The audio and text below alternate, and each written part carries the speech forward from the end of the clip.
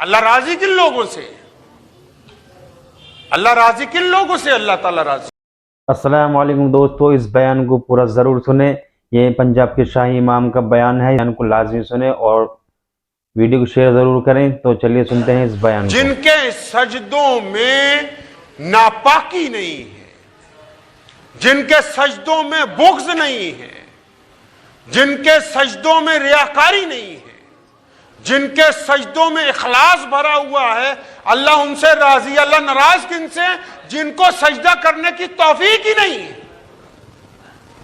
اللہ ان سے ناراض ہیں جو سر سجدے سے اٹھانے کے بعد دوسرے کے دلوں کو چھلنی کرتے ہیں، اللہ ان سے ناراض ہے۔ اللہ تعالیٰ کی رضا اور ناراضگی کا پیمانہ یہ نہیں ہے کہ کوئی آدمی اچھا مسلمانوں والا لباس پہن لے اور وہ چلتا پھرتا بہت بڑا رئیس مسلمان نظر آئے۔ یہ دلیل نہیں ہے اللہ کی رضا کی۔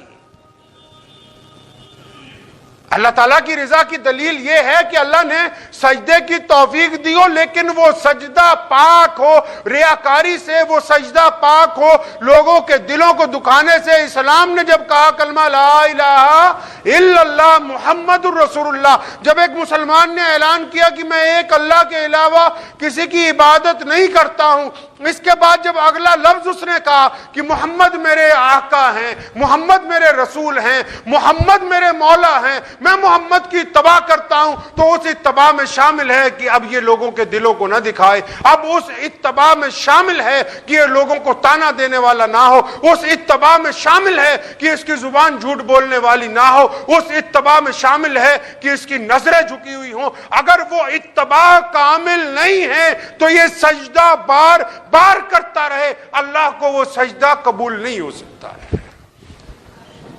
اتباع میں وہ بات شامل ہے۔ ہمیں حضور اکرم صلی اللہ علیہ وسلم کا پیغام عملی طور پر دنیا کے آگے پیش کرنا ہے، زبانی نہیں۔ شیخ سعدی رحمۃ اللہ علیہ کا واقعہ ہے مختصراً۔ کوئی ایک صاحب آئے، فرمایا کہ اللہ کے راستے میں جا رہا ہوں، کوئی نصیحت فرما دیں۔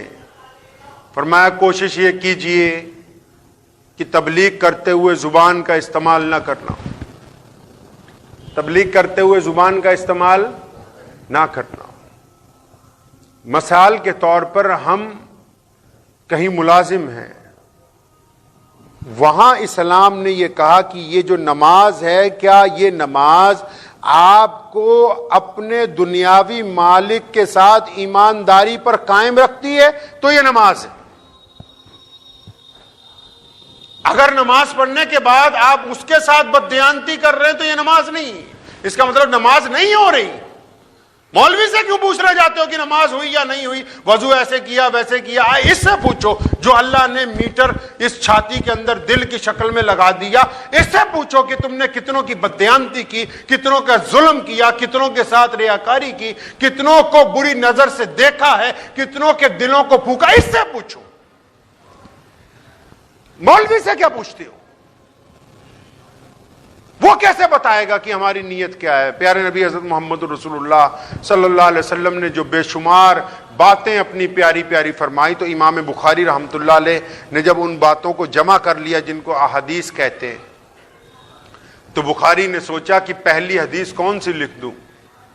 جب کئی لاکھ حدیثیں اکٹھی ہو گئیں، پہلی حدیث اس کتاب میں کون سی درج کر دی جائے صحیح بخاری میں؟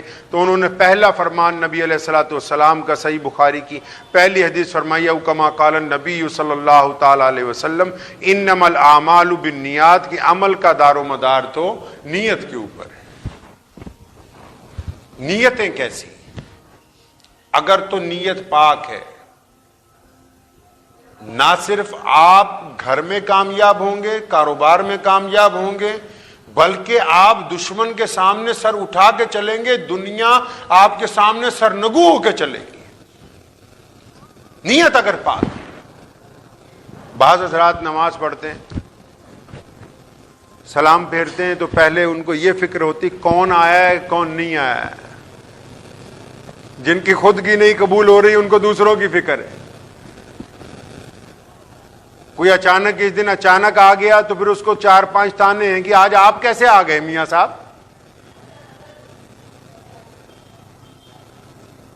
معاشرے میں پیارے نبی محمد رسول اللہ صلی اللہ علیہ وسلم نے عبادات کا جو حکم دیا، یہ مسجد میں ہمیں اس لیے نہیں اکٹھا کیا گیا کہ آ جاؤ تم لوگ اکٹھے ہو کے 2 رکعت نماز پڑھو اپنے گھروں کو چلے جاؤ۔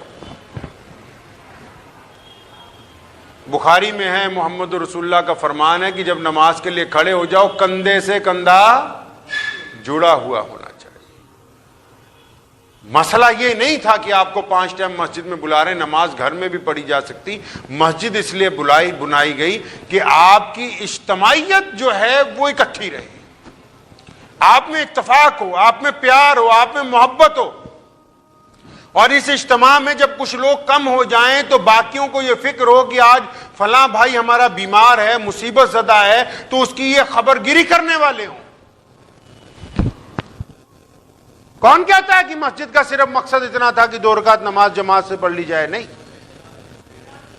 مسجد کا مقصد یہی تھا کہ معاشرے کو جوڑا جائے، ان لوگوں کو جوڑا جائے جن کے دلوں میں قدورت ہے، ان دشمنیوں کو ختم کر کے ان میں محبت ڈالی جائے، یہ ایک دوسرے کو سلام کرنے والے ہوں، ایک دوسرے سے محبت سے کلام کرنے والے ہوں، یہ نماز کے بعد خبر گیری کرنے والے ہوں۔ اگر نماز ایسی ہے کہ وہ نماز کے دوران بھی دوسرے کی نفرت دل کے اندر، دوسرے کی نفرت دل میں موجود ہے، تو میاں صاحب آپ نماز پڑھیے یا نہ پڑھیے، اس نماز کا کوئی فائدہ نہیں۔ سب سے پہلی ضروری چیز جو ہے معاشرے کو پاک کرنے کے لیے اپنے عقیدے پر قائم رہنا۔ اپنے عقیدہ کیا ہے؟ کہ کلمہ لا الہ الا اللہ محمد الرسول اللہ، کہ اللہ کے علاوہ کسی سے کوئی نفع اور نقصان کی خوف نہیں ہے، کسی سے کوئی ڈر نہیں ہے، کوئی سامنے آ جائے عقیدہ نہیں بدلنا ہے۔ جو لوگ عقیدہ بدل لیتے ہیں وہ کہنے کو مسلمان ہیں، اللہ کے نزدیک وہ مسلمان نہیں ہیں۔ اس بات کو سمجھنے کی ضرورت ہے۔ اور پیارے نبی حضرت محمد رسول اللہ صلی اللہ علیہ وسلم کی جب اس بات کو اپنا لیں گے کہ ہم نے دلوں کو پاک رکھنا ہے، تو خدا کی قسم ادھر آپ سجدہ کریں گے، ادھر جب آپ سجدے سے سر اٹھائیں گے، اللہ آپ کی وہ باتیں جو ابھی آپ کہنا چاہتے ہیں بن کہے اللہ ان باتوں کو سن لیں گے انشاءاللہ۔ سیدنا عمر فاروق رضی اللہ تعالیٰ عنہ خلیفہ تھے، وقت بھی ہو گیا لیکن ایک قصہ ذہن میں آیا، سنیے۔ سیدنا عمر فاروق رضی اللہ تعالیٰ عنہ خلیفہ تھے مسلمانوں کے۔ تو مدینے میں ایک آدمی گانے گاتا ہے، ایک آدمی مغنی بولتے ہیں، گانے گاتا ہے، گاؤں گاؤں جا کے گا کے پیسے اکٹھے کرتا ہے، بوڑھا ہو گیا اب آواز نہیں ساتھ دیتی، ساتھ والے لوگ اپنی ٹولی بنا کے اور کہیں چلے گئے، روٹی کے بھی لالے پڑ گئے کھانے پینے کے۔ تو مسجد نبوی سے تھوڑے سے فاصلے پر کسی باغ میں سے گزر رہا تھا، تو تھک گیا، بھوک سے نڈھال ہے، بیٹھ گیا زمین پر۔ تو آج 80 سال کی عمر میں اللہ یاد آ گئے، 80 سال کی عمر میں اللہ یاد آ گئے اس مغنی کو۔ اب وہ تھکا ہارا جب وہ نڈھال ہو کے بیٹھا تو وہاں گر گیا جب، تو اللہ سے دعا مانگنے لگا کہ الہ العالمین آپ بڑے کریم ہیں، ماؤں سے زیادہ بندوں سے محبت کرتے ہیں، ماں کچھ نہیں ایسی، ماں بھی ڈانٹ دیتی ہے، اللہ کریم ہے، ماں سے زیادہ بندوں سے محبت کرتے ہیں۔ مسلمان تو سوچتے ہیں کہ صرف مسلمانوں سے ہی کرتے ہیں، ان کو تو ایسا سمجھا دیا گیا کہ صرف نہیں مسلمانوں سے ہی کر رہے ہیں، نہ، جو ایمان والے نہیں ہیں ان سے بھی اللہ کریم 70 ماؤں سے زیادہ محبت کرتے ہیں۔ تو مغنی نے دعا کی اللہ تعالیٰ کے حضور کی، یا اللہ میں تو بہت نڈھال ہو گیا، بھوک بہت لگی ہوئی ہے، جان نکل جائے گی، مولا کریم کسی کی مدد ہو جائے، کوئی کھانا مجھ تک پہنچ جائے۔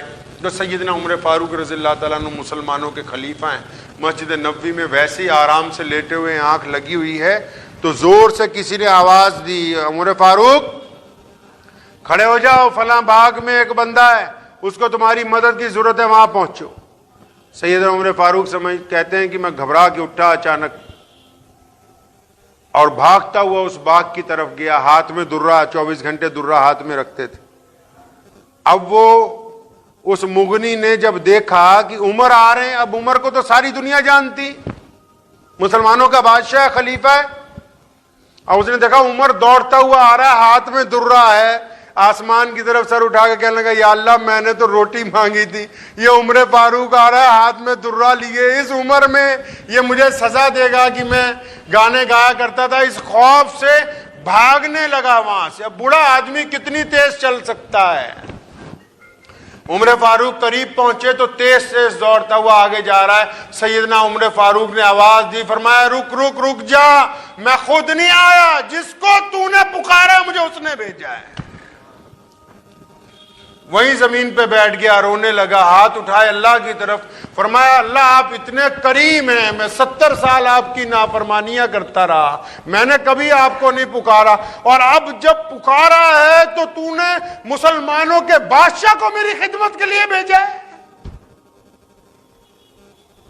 इसी खुशी के अंदर अल्लाह ताला की हुजूर अपनी जान दे दी कि मौला करीम आप इतने करीम हैं कि जब मैंने आज दिल से आपको पुकारा तो आपने किसी और की बजाय अमीरुल मोमिनीन को मेरी खिदमत के लिए भेज दिया है।